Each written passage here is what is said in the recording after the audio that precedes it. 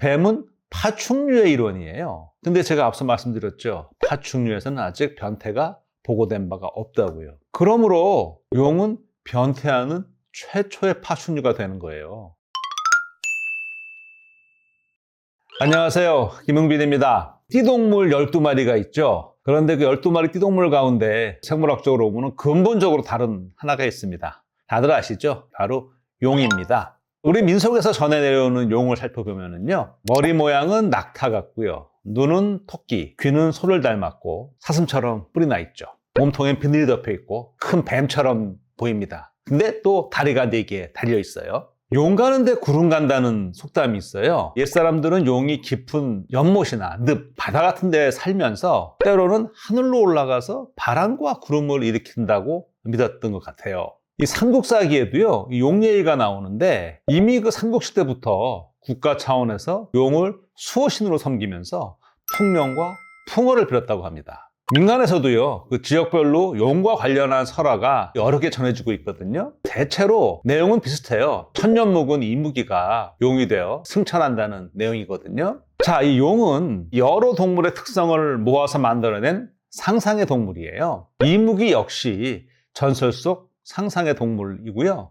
흔히 뿔 없는 용으로 여겨집니다. 설화에 따라서는요, 이무기를 저주받아 용이 되지 못하고 물속에 사는 오래된 큰 구렁이로 묘사하기도 해요. 제가 그래서 그냥 내친김에 사실이라고 가정하고 상상의 나래를 펼쳐보면요, 그렇다면 용은 변태를 거친 뱀입니다. 변태라는 말이 생물학에서는 동물이 자라는 과정에서 급격하게 일어나는 탈바꿈을 이루는 말이거든요. 사실을 말씀드리면 지구에 사는 동물 가운데 80% 이상이 변태를 통해 성장합니다. 포유류와 조류, 파충류를 제외한 대부분 동물에서 변태가 나타납니다. 대표적으로요, 곤충은 알에서 깨어나 애벌레, 유충으로 살다가 생식 능력이 있는 어른벌레, 성충이 되는 1년 과정을 거쳐요. 이거를 한사이라고 부릅니다. 곤충의 탈바꿈은 크게 2가지로 나눌 수 있어요. 애벌레에서 어른벌레가 되는 과정에서 이 나비처럼 번데기 시기를 거치면 완전 변태이고요. 메뚜기처럼 그렇지 않으면 불완전 변태입니다.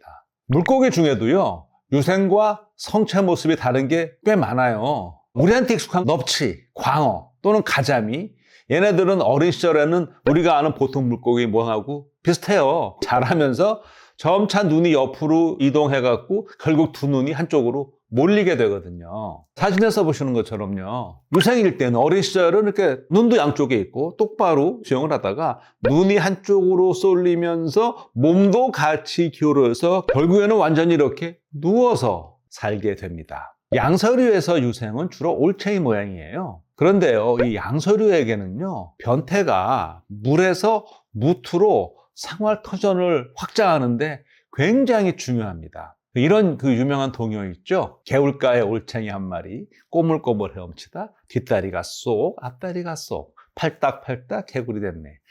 이거 들으니까 저희 아이들 어렸을 때 생각이 나서 그냥 입꼬리가 올라가네요. 이거 정말 정확합니다. 예, 뒷다리가 쏙 앞다리가 쏙, 예, 나오죠. 이 노랫말처럼요, 올챙이에서 개구리가 되면 거의 모든 기관이 바뀌어서 이 올챙이와는 전혀 다른 모습이 돼요. 왜? 올챙이적 생각을 본다는 그런 말도 있잖아요. 사지 형성과 꼬리 퇴화에 더해서 턱이 생겨나죠. 그리고 혀가 발달해요. 그래, 곤충을 잡아먹으니까. 몸속 변화도 만만치 않습니다. 올챙이는 주로 물풀을 먹었단 말이죠. 초식을 해요. 그러니까 창자가 길어요.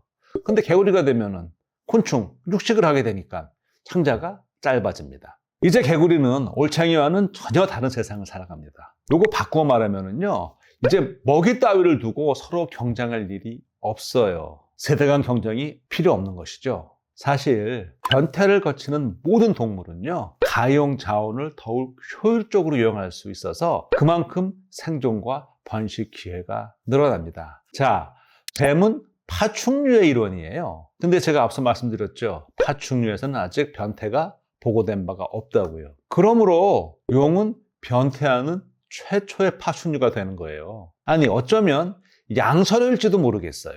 신년 벽두부터 괜스레 실없는 소리를 하는 게 아니고요. 마침 용의 해를 맞아서 구전되는 이야기에 상상력을 더해 재밌게 생물학 공부를 해보려는 의도입니다. 천재의 대명사죠. 아인슈타인이 이런 말을 했다고 합니다. 지식보다 중요한 건 상상력이다.